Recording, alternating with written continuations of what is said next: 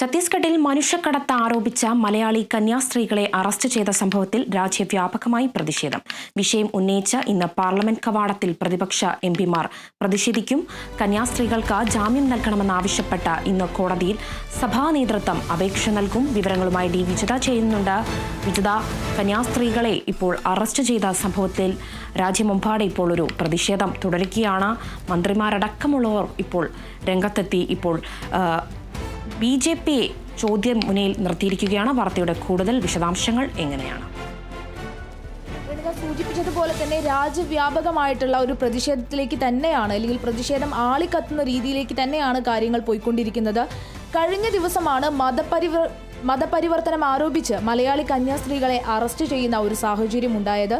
എന്തായാലും സംഭവത്തിൽ ഹൈബി ഈഡൻ MP അടിയന്തര പ്രമേയത്തിന് നോട്ടീസ് നൽകിയിട്ടുണ്ട്. അതോടൊപ്പം തന്നെ ബന്നി ബെഹനാനും നോട്ടീസ് നൽകിയിട്ടുണ്ട്. അതോടൊപ്പം തന്നെ സഭ നിർത്തിവെച്ച് ഇക്കാര്യം ചർച്ച ചെയ്യണമെന്ന് ആവശ്യപ്പെട്ടുകൊണ്ട് കെ സുധാകരൻ MPയും അടിയന്തര പ്രമേയത്തിന് നോട്ടീസ് നൽകുന്ന ഒരു സാഹചര്യം ഉണ്ടായിട്ടുണ്ട്. എന്തായാലും സഭ തുടങ്ങുന്നതിന് മുൻപ് തന്നെ ഇക്കാര്യം പ്രതിഷേധമായി ഉന്നയിക്കാൻ തന്നെയാണ് പ്രതിപക്ഷത്തിന്റെ തീരുമാനം എന്നുള്ള കാര്യത്തിൽ സംശയമൊന്നുമില്ല. അതോടൊപ്പം തന്നെ കവാടത്തിൽ ധർണ, സഭയുടെ പ്രധാന കവാടത്തിൽ ധർണ നടത്താനുള്ള അല്ലെങ്കിൽ സംഘടിപ്പിക്കും എന്നുള്ള ഒരു കാര്യവും പ്രതിപക്ഷം അറിയിക്കുകയുണ്ടായിട്ടുണ്ട്. ഈ ഛത്തീസ്ഗഡിൽ അറസ്റ്റിലായിട്ടുള്ള മലയാളി കന്യാസ്ത്രീകൾക്ക് ജാമ്യം നൽകണമെന്ന് ആവശ്യപ്പെട്ടുകൊണ്ട് ഇന്ന് സഭാ നേതൃത്വം കോടതിയിൽ അപേക്ഷ നൽകുന്നുണ്ട്. ദുർഗിലെ കോടതിയിലാണ് അപേക്ഷ നൽകുക എന്നുള്ള ഒരു കാര്യം കൂടി അറിയാൻ കഴിയുന്നു. കന്യാസ്ത്രീകൾക്ക് ഇക്കാര്യത്തിൽ നീതി ലഭിക്കണം എന്ന് ആവശ്യപ്പെട്ടുകൊണ്ട് നേരിട്ട് ഇടപെടണമെന്നാണ് മുഖ്യമന്ത്രി പിണറായി വിജയൻ പ്രധാനമന്ത്രി നരേന്ദ്രമോദിക്ക് ഇക്കാര്യം ആവശ്യപ്പെട്ടുകൊണ്ട് കത്തയക്കുന്ന ഒരു സാഹചര്യവും നിലവിൽ ഉണ്ടായിട്ടുണ്ട്. എന്തായാലും കഴിഞ്ഞ ദിവസമാണ് ഇങ്ങനെ ഒരു സംഭവം ഉണ്ടാവുന്നത്. ദുർഗിലെ ഈ ഒരു റെയിൽവേ സ്റ്റേഷനിൽ വെച്ചുകൊണ്ട് ഈ രണ്ട് കന്യാസ്ത്രീകളെ അറസ്റ്റ് ചെയ്യുന്ന ഒരു സാഹചര്യമാണ് ഉണ്ടായത്. തലശ്ശേരി ഉദയഗിരി ഇടവകയിൽ നിന്നുള്ള സിസ്റ്റർ വന്ദന ഫ്രാൻസിസ്, അതേപോലെ തന്നെ അങ്കമാലി എളവൂർ ഇടവകയിൽ നിന്നുള്ള സിസ്റ്റർ പ്രീതി മേരി എന്നിവരാണ് അറസ്റ്റിലായത്. എന്തായാലും Assisi Sisters of Mary Immaculate സന്യാസിനി സമൂഹത്തിലെ അംഗങ്ങളാണ് ഇവർ രണ്ടുപേരും. ഈ നാരായൺപൂർ ജില്ലയിൽ നിന്നുള്ള 3 പെൺകുട്ടികളോടൊപ്പമാണ് ഈ കന്യാസ്ത്രീകൾ രണ്ടുപേരും യാത്ര ചെയ്തിരുന്നത്. 19 മുതൽ 22 വയസ്സ് വരെ പ്രായമുള്ളവരായിരുന്നു ഈ കന്യാസ്ത്രീകളുടെ കൂടെയുള്ള വയസ്സ് പ്രായമുള്ളവരായിരുന്നു ഇവരെന്നറിയുന്നുണ്ട്. അതോടൊപ്പം തന്നെ റെയിൽവേ സ്റ്റേഷനിലെത്തിയ ഈ ബജ്രംഗ് ദൾ പ്രവർത്തകർ ഇവർ നിർബന്ധിതമായിട്ട് മതപരിവർത്തനവും മനുഷ്യക്കടത്തും നടത്തുകയാണെന്ന് ആരോപിച്ചുകൊണ്ടാണ് ഇത്തരത്തിൽ കന്യാസ്ത്രീകളെ തടഞ്ഞു വെക്കുന്ന ഒരു സാഹചര്യം ഉണ്ടായിട്ടുള്ളത്. എന്നാൽ കന്യാസ്ത്രീകൾ നടത്തുന്ന ആശുപത്രിയിലേക്ക് ഈ കുട്ടികൾ ജോലിക്ക് പോവുകയാണ്.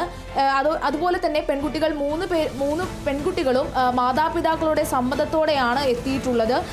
അനുമതി പത്രവും തിരിച്ചറിയൽ കാർഡും എല്ലാം ഹാജരാക്കുന്ന ഒരു സാഹചര്യമെല്ലാം ഉണ്ടായിരുന്നു. എന്നാൽ ഞങ്ങൾ നേരത്തെ തന്നെ ക്രൈസ്തവരാണ് എന്നുള്ള ഒരു കാര്യവും പെൺകുട്ടികൾ പറയുന്ന ഒരു സാഹചര്യം വ്യക്തമാക്കിയിട്ടുണ്ടായിരുന്നു. എന്നാൽ ഇതൊന്നും അംഗീകരിക്കാൻ ഈ പറയുന്ന ബജ്രംഗ് ദളോ അല്ലെങ്കിൽ പോലീസോ തയ്യാറായില്ല എന്ന തരത്തിലുള്ള ആരോപണങ്ങളും പുറത്തു വരുന്നുണ്ട്.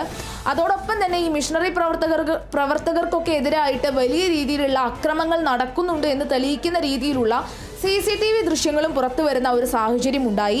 ആ CCTV ദൃശ്യങ്ങളിൽ വ്യക്തമാകുന്ന ഒരു കാര്യം എന്ന് പറയുന്നത് തീവ്ര ഹിന്ദു സംഘടനാ നേതാവായിട്ടുള്ള ജ്യോതി ശർമ്മ ഈ മിഷണറി പ്രവർത്തകരെ പോലീസിന്റെ മുന്നിലിട്ട് മർദ്ദിക്കുന്ന തരത്തിലുള്ള ദൃശ്യങ്ങളെല്ലാം പുറത്തു വരുന്ന സാഹചര്യമെല്ലാം ഉണ്ടായിരുന്നു.